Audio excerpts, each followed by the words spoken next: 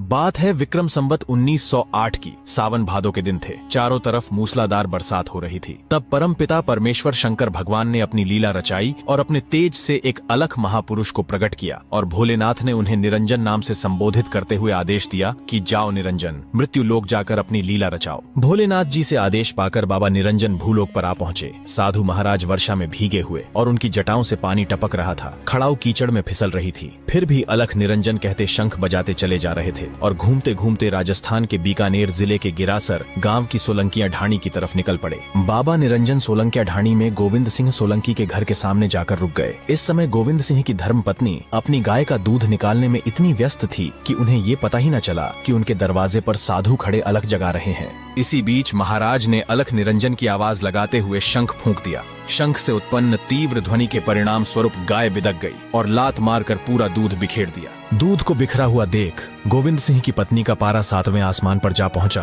और बाबा की वास्तविकता से अनजान क्रोधित होते हुए साधु महाराज को बुरा भला कहने लगी और चिल्लाते हुए निरंजन महाराज से कहा, अरे ढोंगी, अरे कपटी, तुझे शर्म नहीं आई? ये पीले वस्त्र पहनकर और लंबा तिलक लगाकर क्यों भीख मांगता फिर रहा है? तेरे से कमाकर नहीं खाया जाता क्या? हट्टी कट्टी देह लेकर घूम रहा है, ढोंगी कहीं का। बाबा निरंजन हंसकर बोले, माता दोष क्यों लगाती हो? हम तो अभी आए हैं, अभी चले जाएंगे, 2 पल के मेहमान हैं। तभी गोविंद सिंह की पत्नी क्रोधित होकर बोली, चल चल, आगे का रास्ता नाप। बाबा निरंजन मुस्कुराते हुए वहां से चल पड़े। इसी दौरान दूर झोंपड़ी के पास बैठे गोविंद सिंह जी के पिता श्री न्यादर सिंह जी की नजर बाबा पर पड़ी। अपने घर से साधु महाराज को खाली हाथ वापस लौटते देख उन्होंने सोचा, जरूर घर की औरतों ने कुछ कह दिया होगा, इसीलिए नाराज होकर जा रहे हैं। साफ मन के गोविंद सिंह जी और उनके पिता न्यादर सिंह जी को जल्दबाजी में कुछ समझ न आया और हड़बड़ी में एक कलश में जल लेकर उनके पीछे दौड़ पड़े और विनती करने लगे कि घर की औरतों द्वारा बोले गए कटु वचनों के लिए क्षमा करें, वे अबोध अज्ञान है। मगर साधु महाराज बिना कुछ सुने मुस्कुराते हुए आगे बढ़े चले जा रहे थे। तब श्री न्यादर सिंह जी ने बाबा निरंजन से कहा, अच्छा ठीक है महाराज, मेरे द्वारा लाया गया थोड़ा जल ही ग्रहण कर लीजिए। जब बाबा निरंजन ने शीतल जल ग्रहण किया तो उनको थोड़ी ठंडक पहुंची। उन्होंने कहा, जाओ, तुम्हें क्षमा किया। तब गोविंद सिंह जी ने बाबा से निवेदन किया कि ऐसे नहीं, अगर आपने सच में हमें माफ कर दिया है तो कृपया हमारे घर पधारें और हमें आपकी सेवा करने का सौभाग्य प्रदान करें। इस पर बाबा निरंजन हंसने लगे और मुस्कुराते हुए गोविंद सिंह जी के साथ उनके घर की तरफ चल दिए। जिसके बाद बाबा निरंजन ने गोविंद सिंह जी को एक नाड़ी खोदने और एक नियम का पेड़ लगाने का आदेश दिया। आज्ञानुसार उन्होंने ऐसा ही किया। तत्पश्चात बाबा निरंजन ने वहाँ 12 महीने खड़े होकर तपस्या की। इसी दौरान गोविंद सिंह और उनकी धर्मपत्नी दोनों सच्चे मन से बाबा की सेवा में लगे रहे। एक दिन बाबा निरंजन ने खुश होकर गोविंद सिंह जी से कहा, मैं तुम्हारे इस सेवा भाव से अत्यंत प्रसन्न हूँ, मांगो तुम्हें क्या चाहिए, यदि आज राजपाठ भी मांगोगे तो मिलेगा। तब आंखों में अश्रु धारा भरते हुए गोविंद सिंह जी रो पड़े और बोले, महाराज, अन्न धन के भंडार भरे पड़े हैं, धन संपत्ति की मेरे पास कोई कमी नहीं है। यदि आप कुछ देना ही चाहते हैं तो मेरे घर कोई संतान नहीं है, तो कृपया मुझे एक संतान सुख का आशीर्वाद प्रदान करें।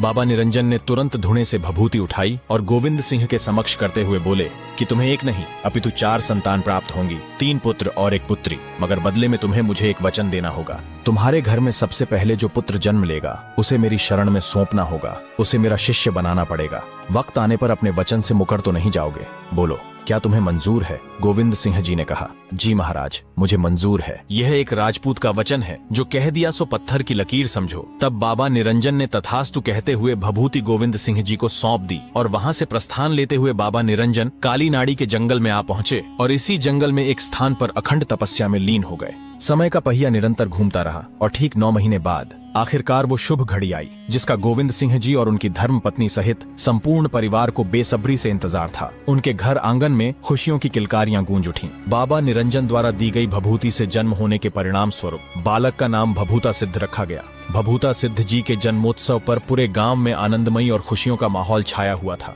लेकिन ये खुशियां कब उनका दामन छोड़ देंगी कोई नहीं जानता था। पुत्र मोह में खोए गोविंद सिंह जी शायद अभी तक अपना दिया वचन भूले नहीं थे। भभूता सिद्ध जी के जन्म के उपरांत कालांतर में दूसरे बालक का जन्म हुआ, जिसका नाम शेर सिंह रखा गया। तीसरे बालक का नाम नाहर सिंह रखा गया और फिर कुछ समय उपरांत चौथी कन्या का जन्म हुआ, जिसका नाम सिंगरो रखा गया। भभूता सिद्ध जी के जन्म को 2 वर्ष बीते, 5 वर्ष बीते और 10 वर्ष भी बीत गए। इसी दौरान कई बार बाबा निरंजन गोविंद सिंह की ढाणी पर पधारे और उन्हें उनके द्वारा दिए गए वचन की याद दिलाई, किंतु पुत्र मोह में खोए गोविंद सिंह जी हर बार कोई न कोई बहाना बनाकर टाल देते।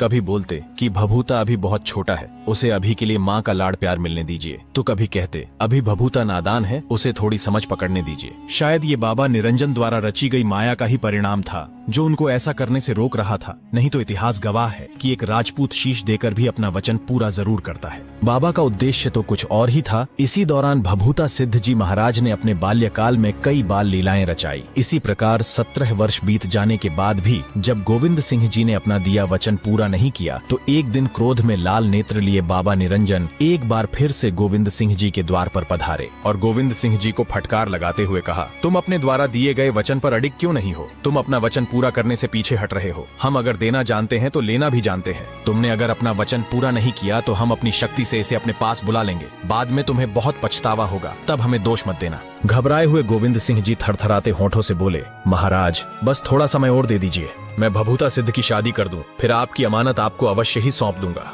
बाबा निरंजन क्रोध में बोले, ठीक है, किंतु याद रहे इसके पश्चात मैं नहीं आऊंगा। तुम्हें खुद इसे मुझे सौंप कर जाना होगा। अगर तुम इस बार भी अपने वचन से मुकरे और भभूता को मेरे पास ना पहुंचाया तो बाद में बहुत पछताओगे। इतना कहकर बाबा निरंजन वहां से प्रस्थान कर गए और इसी प्रकार थोड़ा समय गुजर गया और गोविंद सिंह जी ने एक बार फिर बाबा द्वारा दी गई चेतावनी को अनसुना कर दिया और फिर एक दिन किसी आवश्यक कार्य से गोविंद सिंह जी को 3 दिनों के लिए घर से बाहर जाना पड़ा। उनके घर का रेवड़ अर्थात पशुधन घर के बाहर खड़ा भूख और प्यास के मारे आवाजें दे रहा था। तब भभूता सिद्ध जी की माता जी ने भभूता सिद्ध को बुलाकर कहा कि बेटा, तुम्हारे पिताजी 3 दिनों से घर के बाहर गए हुए हैं, पता नहीं कब लौट कर आएंगे। ये रेवड़ 3 दिनों से भूखा प्यासा खड़ा बिलख रहा है। बेटा जंगल जाके इनको घास चरा ला, किंतु एक बात का ध्यान रहे, कभी भूल कर भी काली नाड़ी के जंगल में मत जाना, क्योंकि जंगल में काली नाड़ी के समीप एक खोखा खेजड़ा है जिस पर एक पीवना सांप रहता है। नाड़ी एक स्थानीय भाषा का शब्द है जिसे किसी तालाब या तालाब नुमा जल स्रोत के लिए इस्तेमाल किया जाता है। लेकिन आखिर पीवना सांप होता क्या है?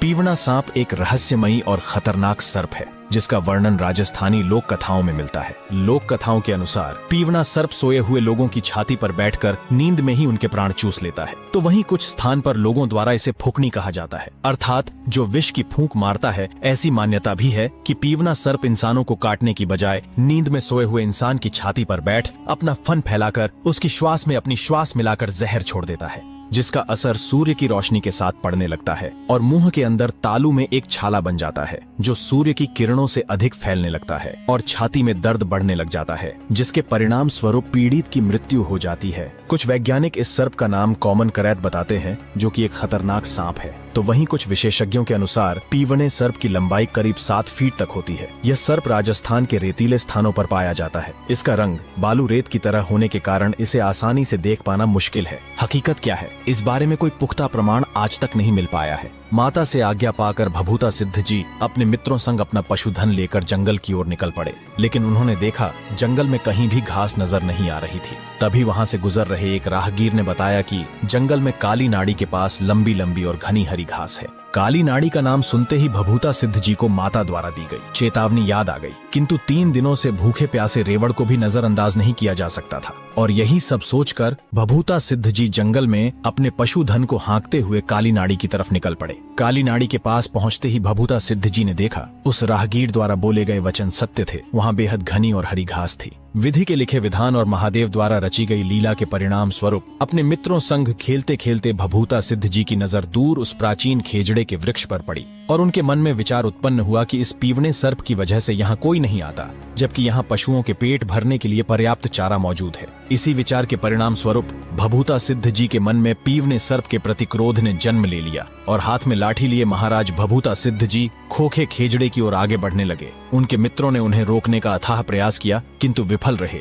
भभूता सिद्ध जी ने उनकी एक न सुनी और उस खेजड़े के समीप पहुंचकर पीवने सांप को बाहर आने के लिए ललकार लगाई। कुछ समय बाद खेजड़े से आवाज आई कि हे राहगीर, तुम जो कोई भी हो अपने रास्ते लौट जाओ। मैंने तुम्हारा क्या बिगाड़ा है जो तुम इस प्रकार मुझ पर क्रोधित होकर मुझे बाहर आने के लिए ललकार रहे हो? तभी भभूता सिद्ध जी ने कहा कि तुम्हारे डर से स्थानीय लोग इस स्थान पर आने से भयभीत होते हैं, अतः तुम्हें किसी भी कीमत पर यह स्थान छोड़कर जाना होगा।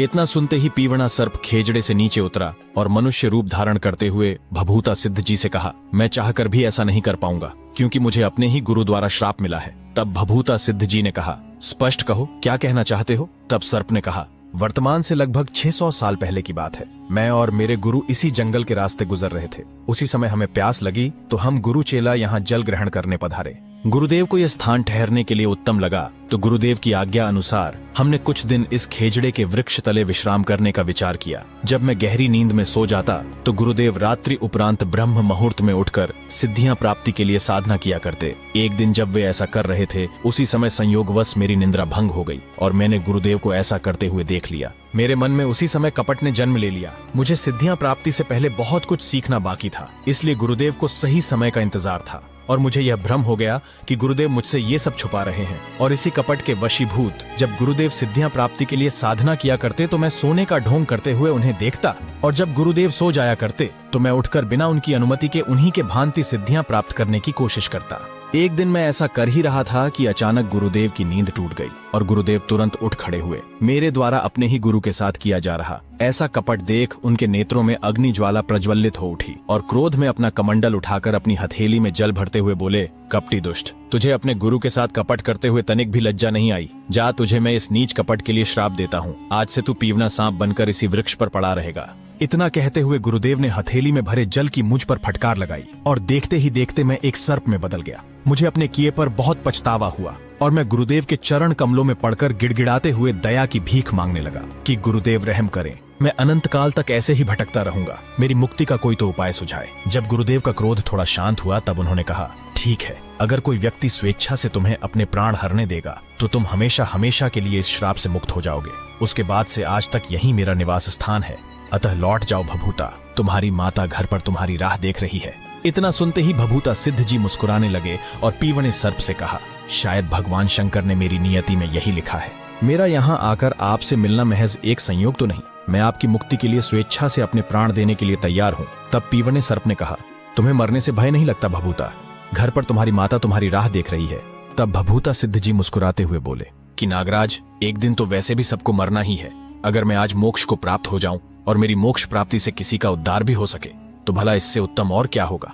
तब पीवना सांप समझ गया कि ये कोई आम व्यक्ति नहीं अपितु संभवतः ही कोई दैवीय पुरुष है जो यहाँ उन्हें इस श्राप से मुक्ति दिलाने आया है। भभूता सिद्ध जी को हाथ जोड़कर उन्हें धन्यवाद देते हुए नागराज ने उनकी इच्छा से उनके प्राण हर लिए और श्राप मुक्त होते हुए नागराज ने उन्हें आशीर्वाद दिया, जो भी सच्चे मन से भभूता सिद्ध जी की भक्ति करेगा उसे किसी भी प्रकार के जहरीले जीव कभी क्षति नहीं पहुंचाएंगे। जब साथ में आए मित्रों ने पीवने सर्प को भभूता सिद्ध जी के प्राण हरते देखा तो रक्षा करने हेतु उनकी तरफ दौड़ पड़े, किंतु अब बहुत देर हो चुकी थी। अपनी आखिरी बची चंद सांसें गिनते हुए भभूता सिद्ध जी ने अपने एक मित्र से कहा कि जाओ और मेरी प्यारी माता को तुरंत इस बारे में सूचित करो कि मेरी नियति को यही मंजूर था। आज्ञा पाते ही उनका एक मित्र घबराया हुआ भभूता सिद्ध जी के घर की ओर दौड़ पड़ा और घर पहुंचकर सारा वृतांत माता को कह सुनाया। इतना सुनते ही माता का कलेजा जैसे फट सा गया।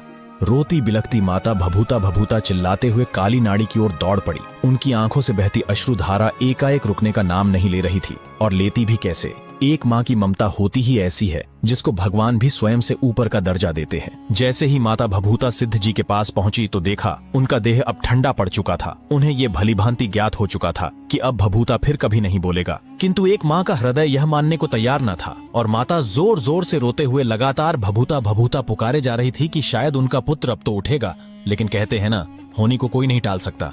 उसी समय भभूता सिद्ध जी के पिता भी वहां आ पहुंचे और अपने पुत्र को इस अवस्था में देख दोनों पति पत्नी विलाप करते हुए स्वयं को इसका दोषी मानने लगे। माता कहती कि यदि आज मैंने भभूता को रेवड़ चराने नहीं भेजा होता तो आज हमारा पुत्र जीवित होता। तो वहीं गोविंद सिंह जी को एहसास हो रहा था कि ऐसा इसलिए हुआ क्योंकि उन्होंने अपना दिया वचन पूरा नहीं किया। अगर उन्होंने अपना वचन पूरा किया होता तो आज हमसे दूर गुरु के साथ ही सही भभूता जीवित तो होता। और इसी प्रकार शाम होते होते सोलंकी ढाणी के सभी लोग जंगल में काली नाड़ी के पास इकट्ठा हो गए, लेकिन अभी भी भभूता सिद्ध जी की माताजी पछाड़े खा खा कर रोती हुई बार बार बेहोश हो रही थी। तभी आकाशवाणी हुई कि स्वयं को दोष देना बंद करो, यही भभूता की नियति थी। इसमें ना तो तुम्हारा कोई दोष है और ना ही किसी और का। आखिर तुमने खुद का खोया ही क्या है? मैंने ही तो दिया था और मैंने ही वापस भी ले लिया, इसीलिए ही तो मैंने तुमसे वचन लिया था। फिर भी तुम्हारे साथ किसी प्रकार का अन्याय नहीं होगा। मैं तुम्हें वरदान देता हूँ कि तुम्हारे कुल में पीढ़ी दर पीढ़ी देवता जन्म लेंगे और भभूता सिद्ध का यही काली नाड़ी पर मंदिर बनवाओ। और भादो सुदी छठ पर इसका मेला भरवाओ। ये परोपकारी पुरुष है, भभूता सिद्ध बढ़ते कलयुग के प्रभाव से ग्रसित दीन दुखियों के दुख दर्द दूर करेगा। और फिर आज्ञा अनुसार काली नाड़ी में भभूता सिद्ध जी का मंदिर निर्माण करवाया गया, जहां आज भी हर साल भादो सुदी छठ का मेला भरता है।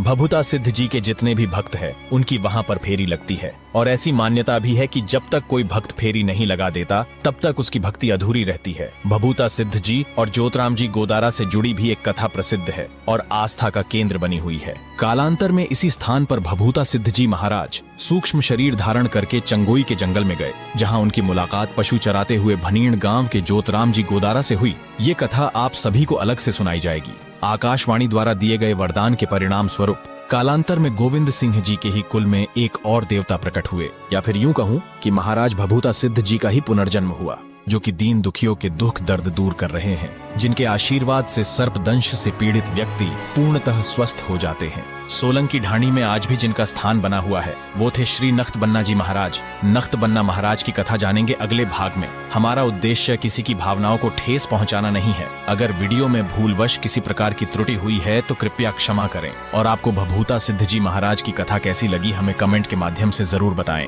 धन्यवाद। तो दोस्तों आपको वीडियो कैसी लगी? अगर अच्छी लगी तो लाइक कीजिए, शेयर कीजिए, सब्सक्राइब कीजिए, कमेंट करना ना भूलें। जय हिंद, जय गौ माता।